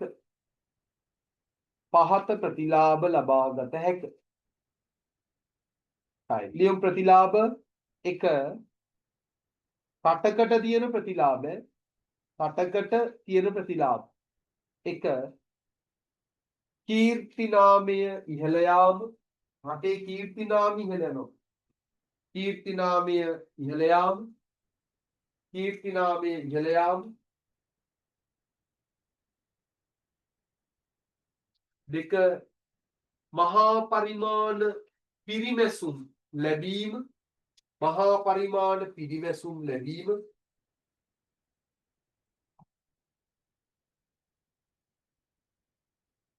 මහා පරිමාණ පිරිමැසුම් ලැබීම.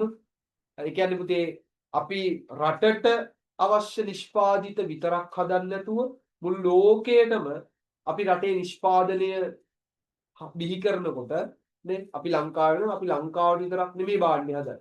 දැන් තේ කොළ කියලා හිතන්න. අපි තේ නිෂ්පාදනය කරන්නේ ශ්‍රී ලංකාවේ පාරිභෝගිකින්ට පරිභෝජනයේ පිණිස විතරක් නෙමෙයි විවිධ රටවල් වලට යවන්නත් එක්ක. ඒතකොට නිෂ්පාදනය මහා පරිමාණයේ සිදු වෙනකොට අන්න තියෙනවා පිරිමැසුම් වාසිකුතේ. යමක් සුළුවෙන් හදනවට වඩා මහා පරිමාණයෙන් හදනකොට තියෙන වාසි වැඩි. ඒවට අපි කියනවා මහා පරිමාණ පිරිමැසුම් වාසි කියලා. ඊළඟ තුන්වෙනි එක. රටවල් අතර තුන්වෙනි එක රටවල් අතර සහයෝගීතාව වර්ධනය වීම. රටවල් අතර සහයෝගීතාව වර්ධනය වීම. සහයෝගීතාව වර්ධනය වීම.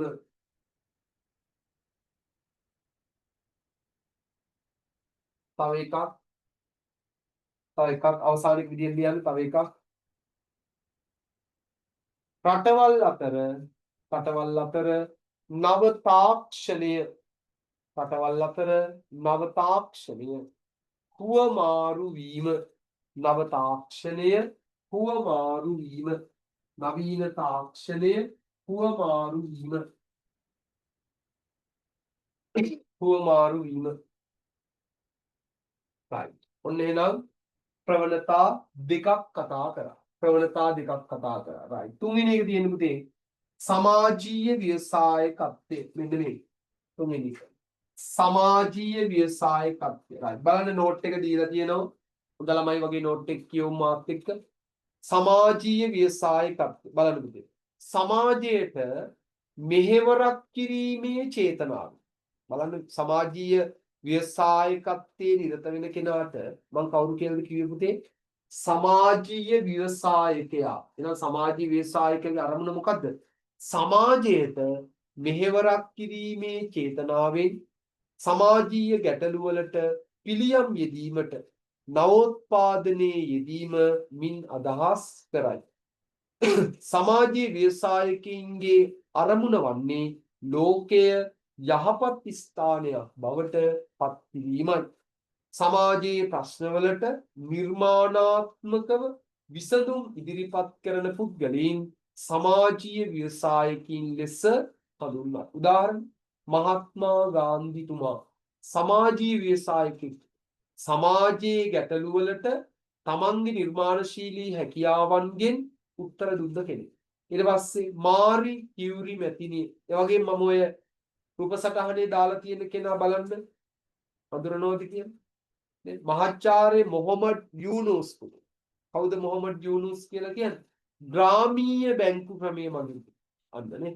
රූරල් බැංක්, ග්‍රාමීය බැංකු පුතේ. ග්‍රාමීය බැංකු ක්‍රමයේ මගින් බංග්ලාදේශයේ දිලින්දන්ට සෙත සලසපු ව්‍යවසායක. එතකොට ඒක පුතේ පසුකාලීනව බංග්ලාදේශයට විතරක් සීමා වුණේ. අද ලංකාවේ ග්‍රාමීය බැංකු තියෙනවා. එතකොට මේ ග්‍රාමීය බැංකු ක්‍රමයේ පුතේ ලෝකේ පුරා ව්‍යාප්ත කරන්න ඒක සංකල්පයක් විදිහට හොයාගත්ත ව්‍යවසායකයා තමයි මොහොමඩ් යූසුස් කියලා කියන්නේ. තේරෙනවද? ඊළඟට හතරවෙනි එක. හරිත ව්‍යවසායකත්වය. බලන්න. හරිත ව්‍යවසායකත්වය කියන්නේ මොකක්ද? පාරිසරික ගැටලු හා සමාජීය ගැටලු හෝ අවශ්‍යතා සඳහා ඉතා ඉහළ අවදානමකින් යුතුව ස්වභාවික පරිසරයට ධනාත්මක බලපෑම් ඇති කිරීමට ව්‍යවසායකත්ව අදහස් මගින් දැනුවත්භාවයකින් යුතුව කරනු ලබන ක්‍රියාකාරකම්ය. හරිත ව්‍යවසායකින් පරිසරයේ සුරකීම ඔවුන්ගේ හර සංකල්පයක් ලෙස හර කියන්නේ මූලික සංකල්පයක් ලෙස සලකයි. මෙම ව්‍යවසායකින්ගේ ව්‍යාපාරවලින් ස්වභාවික පරිසරයට ධනාත්මක බලපෑමක් ඇති කරයි. තේරුණාද? උදාහරණ දීලා තියෙන්නේ ලෝරි හරි ලොස්කි යන සම්නම්නාමය හරහා 100ක් තිරසර ටී-ෂර්ට් නිෂ්පාදනය කිරීමෙන් මෙයා පරිසරයට හිතකාමී නිෂ්පාදනයක් බිහි කරපු ව්‍යවසායිකාවක්. හරි රයිට්. ඊළාට අපි අවසානයේ ව්‍යවසායකත්වයේ ප්‍රවණතාව මෙන්න මේ කාන්තා ව්‍යවසායකත්ව වර්තමානයේ මුළු ලෝකයක් කතා කරන ප්‍රවණතාවයක් ලංකාව තුලත් පුතේ අද අපි වැඩියෙන් මාතෘකාව කොටගත්ත ප්‍රවණතාවයක් තමයි මේ කාන්තා ව්‍යවසායකත්වය. right බලන්න මාත් එක්ක. වර්තමානයේදී කාන්තාවන් ව්‍යාපාර කටයුතු වල වැඩි වශයෙන් නිරත වන බව දක්නට ලැබී. මෙය මෙරට ආර්ථික සංවර්ධනය සඳහා හිතකර ලක්ෂණයක් ලෙස සැලකිය හැක. ශ්‍රී ලංකාවේ කාන්තා ව්‍යවසායකත්ව ඉහළ යාමට පහත සඳහන් හේතු බලපායි. අන්න ලංකාවේ අතීතයට වඩා වර්තමානයේ කාන්තාවන්ගේ ව්‍යවසායකත්වය කියන එක ඉහළ යන්න මෙන්න මේවා හේතු වෙලා තියෙනවා. හරි. එක කාන්තාවන්ගේ අධ්‍යාපන මට්ටම ඉහළ යාම. ඉස්සර වගේ ගෑනුන්ගේ මොලේ හැදිවිදේ තියෙනවා කියලා දැන් කියන්න බෑ. කරටක පුරුෂයන් හා සමාන සමීකත් එහා කරටකර අද කාන්තාවන් ඉගෙන ගන්නවා. අධ්‍යාපන මට්ටමින් ඉතා ඉහළයි. දෙක පවුලේ ආර්ථික තත්ත්වයේ ඉහළ නැංවීමේ අවශ්‍යතා පැන නැගීම. මම ඉස්සෙල්ලා කිව්වා වගේ තාත්තා විතරක් අප්පච්චි විතරක් ආර්ථික කටයුත්තක නිරත වෙලා ගෙදරට ගේන ආදායම අද අපේ පවුලේ ජීවන කටයුතු කරගෙන යන්න මදි.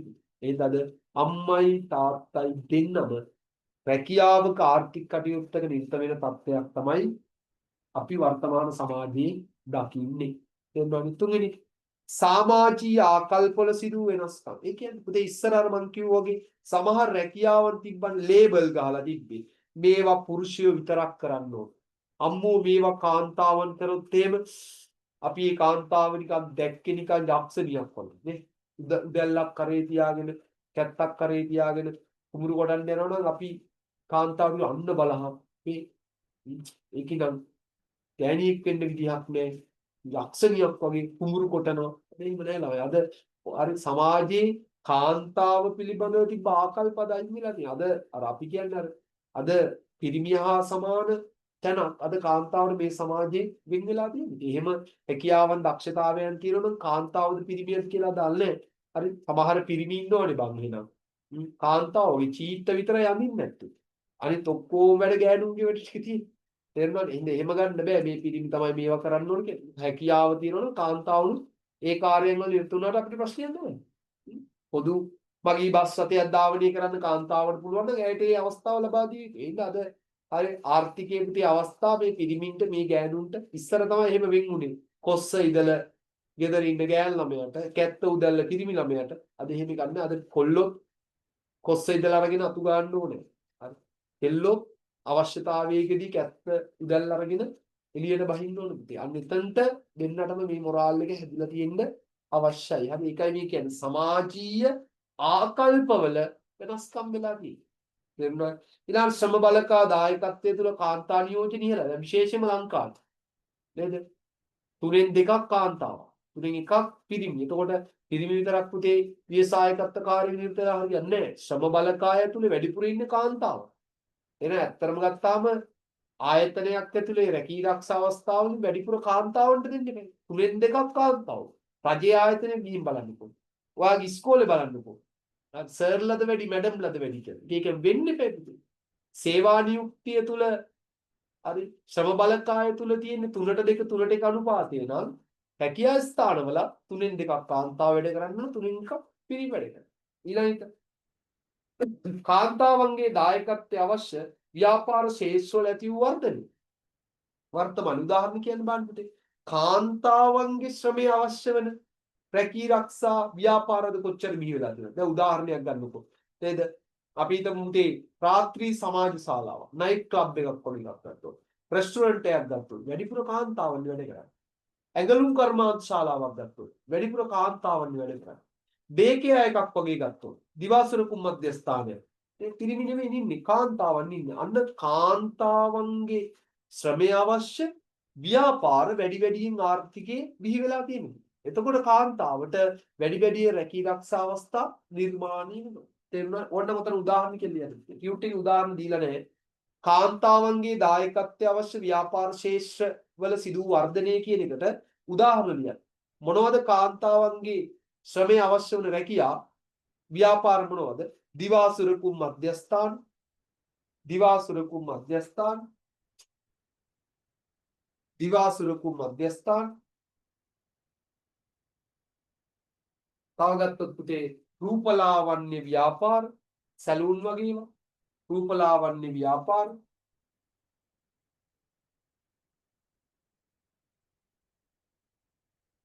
ඊළාට ඇඟලුම් කර්මාන්ත ශාලා, ඇඟලුම් කර්මාන්ත ශේෂ්ත්‍රයේ වැඩිපුර කාන්තාවන් තමයි රැකියාව. අන්න ඒ වගේ. හරි. ඒ වගේ ව්‍යාපාර බිහිවීම නිසා කාන්තාවන් අද වැඩි වැඩියෙන් ආර්ථික කටයුතු වල නිරත වෙනවා. හරි. ඔය මම කියුට් එකේ පල්ලෙහා දීලා තියෙන රූප සටහන ඉන්න කෙනාව හඳුනනව නේද? ලංකාවේ ව්‍යවසායිකාවන් අතර පෙරමුණේ තියන්න පුළුවන් කෙනෙක් පුතේ ලංකාවේ. ඔටාරා ගුණවර්ධන. නේද? ඔටාරා ගුණවර්ධන. ඇත්තටම ඉස්සර ගත්තොත් ඔඩෙල් එකේ හිමිකාරිනියක්. පසු කාලේව තමන්ගේ ඔඩෙල් එකේ තමන්ගේ ෂෙයාර්ස් ටික අතෑරලා දැම්මා. ඊට පස්සේ යා සමාජ ව්‍යවසායිකාවක් විදිහට අදටත් අර පාරේ දාලා යන බල්ලෝ අරන් ගිහිල්ලා ආරක්ෂා කරලා කන්න බොන්න දීලා නේද? ඇය ආරක්ෂා කරනකොට දැන් අද ඇය සමාජීය ව්‍යවසායිකාවක් විදිහට තමයි පුතේ තමන්ගේ කටයුතු ටික කරගෙන යන්නේ. හරි. ඊට පස්සේ මම ප්‍රශ්නයක් දීලා දෙනවා බලන්න ටියුට් එකේ. හරි. ප්‍රශ්නේ අයන්න කාන්තා ව්‍යවසායිකයින් මුහුණ පාන අභියෝග 4ක් සඳහන් කරා. කියන්නේ මේ කාන්තාවන් ව්‍යවසායකත්වයට කැමති ව්‍යවසායකත්වකාරී නිරත වෙන්නේ ඒගොල්ලෝ ආසයි හැකියාව තියෙනවා. නමුත් කාන්තා ව්‍යවසායිකාවන්ට රට ඇතුලේ බලපාන විවිධ අභියෝග තියෙනවා. බාධක තියෙනවා මොනවද? කාන්තාවන් ව්‍යවසායිකාවන් වෙන්න තියෙන බාධක. එකක් ලංකාව පැත්තෙන් ගත්තොත් පුරුෂාධිපත්‍ය. මොනවා කිව්වත් පිළිගන්න ඕනේ නේද? නේද? කොල්ල පිළිගන්නව නේද? පොඩ්ඩක් හරි පුරුෂාධිපත්‍ය කියන එක තියෙන්න ඕන වගේ නිකන් ගෙදර කියන එක. මොනවා වුණත් නිකන් අපි තමයි පොරවල් කියන සීන් එකේ ඉන්නවනේ කොල්ලෝ. එහෙම ඇයි එහෙම වෙන්නේ? හරි. ඊ ඉස්සර ඕවා අපි අපේ රටවල් අද හොඳයි පුතා. ඉන්දියාව වගේ රටවල් වල කියපුවා ඇත්තට මේ පුරුෂාධිපත්‍ය කියන ගොඩාක් වෙලාට මේ ආසියාතික රටවල් වල ක්‍රියාත්මක වෙන්නේ. ඉන්දියාවෙන් කියපුවාම ඕවා තාමත් ක්‍රියාත්මකයි. සමහර ආගම් තියෙනවා කාන්තාවන්ට මෙන්න මේවා කරන්න බෑ. ආගමික වශයෙන් පවා මේ ආගමික කටයුතු වල කාන්තාව නිරත වෙන්නේ පුරුෂයෝ විතරයි නිරත වෙන්න ඕනේ. එහෙම ගත්තාම අපි ශ්‍රී ලාංකික විදිහට අපි තරමද එහෙම එකක් නෑ. අපි අද කාන්තාවට සමතැන දීලා තියෙනවද නැද්ද? දීලා තියෙනවා. නේද? අපි ඉස්සර ඇඳපු පුරුෂය ඇඳපු ටී-ෂර්ට් එක ඩෙනිම අද අපි කෙල්ලන්ට දීලා තියෙනවද නැද්ද? අද කෙල්ලෝ නිකන් අපේ ඩෙනිම අපේ ටී-ෂර්ට් එක උන් ඇඳගෙන යනවද නැද්ද? යනවනේ. හැබැයි එහෙම කියලා අපි කෙල්ලන්ගේ චීත් ඇඳලා තියෙනවද අපි? එහෙම නෑ. ඉතින් අපි යතින් අපි ගත්තාම පොඩ්ඩක් රෙස්පෙක්ට් නේ. අපේ ටී-ෂර්ට් එක අපේ ඩෙනිම අපි උන්ට අඳින්න දුන්නට අපි ඒගොල්ලෝ ඇඳපු මේ චීත්ත ගවුම් අපි අඳින්නේ නෑනේ. ඒක තියාගන්න ඉන්න හරිද? රෙස්පෙක්ට් එක. ඒක වෙනම කතාවක්. එහෙනම් ලංකා මොනවා කිව්වත් ඒ කාන්තා ව්‍යවසායකත්වයට අභියෝගයක් තමයි පුරුෂාධිපත්‍ය. ඒකට මෙහෙම උදාහරණයක් කියන්නේ. සමහර කාන්තාවෝ ඉන්නවා පුතේ හොඳට උසස් පෙළ සමත් වෙලා විශ්වවිද්‍යාලෙ ගිහිල්ලා උපාධියක් කරලා අපි හිතමුකෝ විවාහ වෙනවා කියලා. උපාධිය කරලා රැකියාවක් කරන අතරතුර ඇය විවාහ වෙනවා. විවාහ වුණාම සමහරක් වෙලාවට ස්වාම පුරුෂයා කියනවා ජොබ් එකෙන් අයින් වෙන්න. ඔයා ජොබ් එක කරන්න ඕනේ මම කරනවනේ. මම හම්බ කරන ඇති ඔයා ළමයි බමයි බලාගෙන ගෙදර මේවා මේ වත්ත පිටිය සුද්ධ කරගෙන උයාගෙන පියාගෙන සපාන්නකින්ද නෝන ගෙදරට වෙලා ආයේ මේ ජොබ් වලට යන්න ඕනේ. එඳ වහාම ජොබ් එකෙන් අයින් වෙන්න කියලා අන්න අර අවුරුදු ගාණක් තමන්ගේ දැනුගත්කම මත කර කර හිටපු රැකියාව සමහරට පුතේ විවාහ වුණාට පස්සේ කාන්තාවට වෙනවා රැකියාවෙන් අයින් වෙන්න. දැන් මේ වෙලාවේ කාන්තාවකුත් අනේ පිස්සුද මේ මම මේ හොඳට ඉගෙන ගත්තේ මම ඩිග්‍රියක් ගත්තේ මේ ගෙදරට වෙලා ඉන්නද බෑ මට ජොබ් එකට යන්න ඕනේ කිව්වොත් එහෙම තමයි සාපුරුෂයෙක් ආයෙන තමසේ ජොබ් එක කරගෙන ඉන්නවා මෙතනින් පස්සේ මාත් එක්ක සම්බන්ධයක් නැහැ මේක ඩිවෝස් කරනවා කියලා අන්න කියන්නේ එහෙනම් අර සමහර තැන්වලදී අර පුරුෂාධිපත්‍ය ක්‍රියාත්මක වෙනවා පුතේ. ඒ ඇයගේ කොච්චර අධ්‍යාපන සුසුකම් වෘත්තීය සුසුකම් තිබ්බත් සමහරක් වෙලාවට සමහර කාන්තාවෝ ඉන්නවා ස්වාම පුරුෂයාගේ වචනෙට හරි වටිනා කියන හැකී රක්ෂාවන් දාලා ගෙදරට වෙලා පුතේ ගෘහ සේවයෙන් යුත වෙනවා. එහෙනම් එක ලංකාවේ කාන්තා ව්‍යවසායකයින්ට තියෙන ප්‍රබල අභියෝගයක් තමයි මොකද? පුරුෂාධිපත්‍ය. right? එක පුරුෂාධිපත්‍ය වැනි සමාජ ගැටලු පුරුෂාධිපත්‍ය වැනි සමාජ ගැටලු පුරුෂාධිපත්‍ය වැනි සමාජ ගැටලු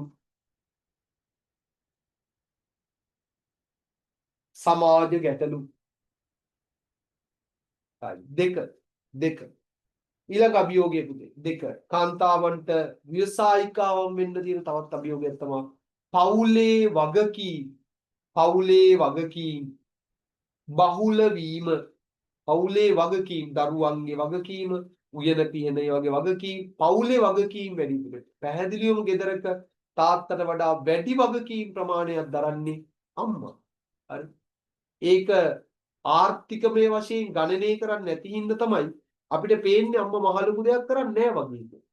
හැබැයි බලන්න ඕනේ මාසයක් කඩෙන් කාලා. හරි පෙදි ටික මාසයක් ලොන්ඩ්‍රි එකකින් හොදලා අතුපතු ගානේව සේවිකාවක් දාලා මාසයක් කරවොත් අම්මා කරන කාර්යයේ වගකීම අපිට තේරෙන්නේ. තේරුණානේ? ඉතින් ඒවා තාත්තා හම්බ කරන ලක්ෂ ගාන විතරයි පේන්නේ. අම්මා gedara කරනේ ලක්ෂ ගානක ඉතිරි කිරීම කාටවත් පේන්නේ. ඉතින් මූල්‍ය කළමනාකරණයේදී ව්‍යාපාරය ඇතුළට සල්ලි ගේන එක වගේම ව්‍යාපාරයේ තියෙන සල්ලි එළියට යන්න දෙන්නේ නැතුව රැකගන්න එකත් කළමනාකරණය තමයි. එහෙනම් තාත්තා කරන්නේ පිට තියෙන සල්ලි ගේ ඇතුළට ගේන එක. හැබැයි අම්මා ඒ වගේ පුතේ ගෙදර සල්ලි ටික එළියට යන්න දෙන්නේ නැතුව අම්මා ඒවා කොච්චර කළමනාකරණය කරනවද නේ? කඩෙන් කන්න දෙන්නේ අපිට ගෙදර උයනවා තුන් වේල. අම්මා කොච්චර ඉතිරියක් කරලා දෙනවද පවුලට? හරි. ලොන්ඩ්‍රියෙන් හොදන්න දෙන්නේ අම්මා අත් දෙකෙන් හොදනවා. කොච්චර ඉතිරියක් කරලා දෙනවද කියලා. මේකයි. ඒකට වටිනාකමක් රුපියල් වලින් එකතු කරන්න පුළුවන් වුණා නම් සමහරට තාත්තා ගේන වටිනාකමට වඩා අම්මා එළියට යන්න දෙන්නේ නැතුව රැකගන්න එකේ වටිනාකම වැඩි වෙන්න පුළුවන්. තේරුණානේ? හරි. ඊළඟට එහෙනම් අම්මලාට පවුලේ වගකීම් වැඩි පුතේ. දරුවන්ගේ වගකීම් සම්පූර්ණ තාත්තා කාට දීලා දෙන්නේ? අම්මලා ළමයි ඉස්කෝලේ දානේවා, ඉස්කෝලේ රැස්වීම් වලට යන්නේවා, නේ ඊට පස්සේ ළමයින්ගේ හෝම්වර්ක් කරනේවා කොහොමනේ අම්මා ඇදගෙන යන්නේ? තාත්තා යනවා වැඩට යනවා, ගෙදර එනවා, වැඩට යනවා, ගෙදර එනවා. හරි ඕකනේ තාත්තගේ වගකීම් වෙලා තියෙනවා. අම්මා හැබැයි අම්මා ඊට වඩා පවුලේ ලොකු වගකීම් ප්‍රමාණයක් දරනවා. එහෙම වගකීම් වැඩි වුණාම අම්මට ව්‍යවසායකත්වකාරී නිරත වෙන්න තියෙන අවස්ථාව හැකියාව සීමිත වෙනවා. ඊළඟ තව එකක්.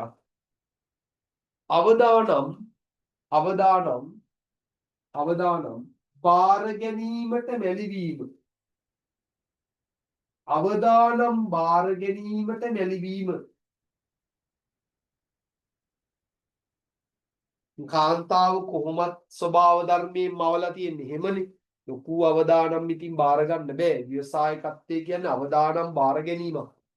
ඒ හැකියාව මොනවා කිව්වත් පිළිමින්ට තියෙනවා. ඒ සමහර ගෑල් ළමයි බලන්න පන්ති ඉන්නකොට මේ කූඩෙක් වැටුනොත් එහෙම මගේ අම්මේ අලියෙක් පෑගුවා වගේ කෑ ගහනවා. නේ කැරපොත්තේ දැක්කොත් එහෙම දෙස්තේ කුඩ නැගලා. එන අර ලොකු අවදානම් බාර ගන්න බෑ. ඉතින් කාන්තාව මවලා තියෙන්නෙම නේද මහ බබා මේ විදියන්නේ සිව්මැලි විදියට මනරම් විදියට නේද සිද්දද ගන්නාසුළු විදියට අර මහල් නිකන් පරකස තරනලු විදියට මවල නෑනේ මේ පිරිමි අපිනේ බං එහෙම මවලා තියෙන්නේ හින්දා උපු අවදානම් කාන්තාවන්ට බාර ගන්න බැරි වීම නිසාම ඒගොල්ලෝ පුතේ ව්‍යවසායකත්ව කාර්යයෙන් නැඹුරු වෙන එක හරි අඩුයි ඊළඟ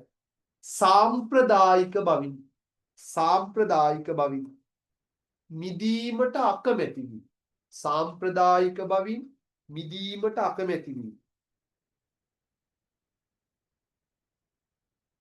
සාම්ප්‍රදායික බවින් මිදීමට අකමැති වී තව එකක් අවසානික බැංකු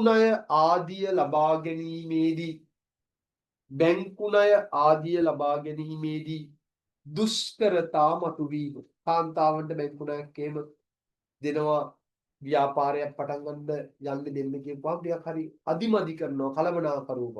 බැංකු ණය ආදිය ලබා ගැනීමේදී දුෂ්කරතා මතුවී. කාන්තාවක් ගිහිල්ලා මට ලෝන් එකක් දෙන්න පොඩි බිස්නස් එකක් පටන් ගන්න කිව්වම මැනේජර් උනක් බලලා ඔයාට මේක කරන්න පුළුවන්ද? නේ ගෑණියෙක් විදිහට ඔයාට පුළුවන්ද මේක කරන්න කියලා නිකන් අර ලෝන් එක දෙන පැත්තට වඩා නොදෙන පැත්තට තමයි පුතේ කටයුතු යෙදෙන්නේ. තේරෙනවද? අන්න ඒවයි ඉතින් කාන්තා ව්‍යවසායකත්වයට ලංකාවේ තියෙන අභියෝග. තේරුණාද? ඒවා බාධක. ඊළඟ ප්‍රශ්නේ බලන්න ආයන්න අවසාන ප්‍රශ්නේ. කාන්තා ව්‍යවසායකත්වයේ ආර්ථික ප්‍රතිලාභ හතරක් සඳහන් කරනවා. කියන්නේ කාන්තාවන් ව්‍යවසායකත්වයට නැඹුරු වීම නිසා ආර්ථිකමය වශයෙන් තියෙන ප්‍රතිලාභ මොනවද? එක රැකියා අවස්ථා වර්ධනය වීම. දෙක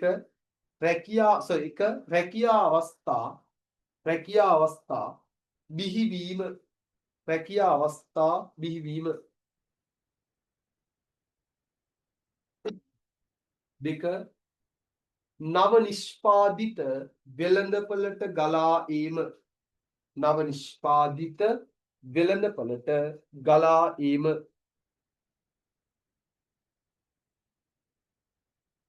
තුන ආර්ථික වර්ධනය වේගවත් වීම.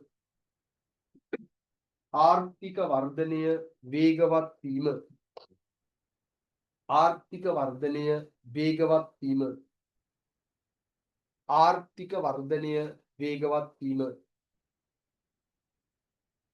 හතර රජයට බදු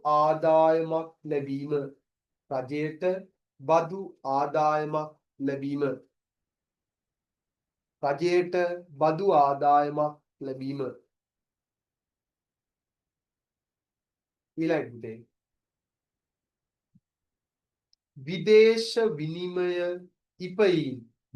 විදේශ විනිමය ඉපයීම් වර්ධනය වීම. විශේෂයෙන්ම ලංකාවේ ඇඟලුම් ශේෂ්ත්‍රය දියුණු වීම නිසා කාන්තාවන් වැඩි වශයෙන් ඇඟලුම් කර්මාන්තයේ නිරත වීම නිසා කොච්චරනම් පුතේ රටට විදේශ විනිමය විදේශ මුදල් අපනයන වැඩි වෙලා විදේශ විනිමය ඉපයීම් වැඩිවීම විදේශ විනිමය ඉපයීම් ඉහළ යාම විදේශ විනිමය ඉපයීම් ඉහළ යාම right හරි ඔන්න ඔතනින් පුතේ ව්‍යවසායකත්වයේ පාඩමේ පළවෙනි නිපුණතා මට්ටම ඉවර වෙනවා. මෙයා තමයි ටිකක් ලොකුවට කතා කරන්නේ. දැන් තව අපිට තියෙනවා නිපුණතා මට්ටම් දෙකක්. ඔන්න අද දවසේ අපි මේ නිපුණතා මට්ටම පළවෙනි නිපුණතා මට්ටමින් අද පන්ති අවසන් කරනවා. right අපි ඊළඟ දවසේ කතා කරනවා ව්‍යවසායකත්වයේ ඊළඟ නිපුණතා දෙක ව්‍යවසායකත්ව ක්‍රියාවලිය සහ පුතේ ව්‍යවසායකයා කියන මාතෘකාව. තේරුණානේ? එහෙනම් ඔන්න අද ව්‍යවසායකත්වයේ පළවෙනි නිපුණතා මට්ටමින් සමුගන්නවා මොකද්ද පළවෙනි නිපුණතා මට්ටම ව්‍යවසායකත්වයේ වැදගත්කම. තේරෙනවද? right. එහෙනම් ඊළඟ දවසේ නැවත හම්බ වෙනවා උදේ. right. හැමෝටම සුබම් සුබ ප්‍රාර්ථනා. අයිබෝවන්.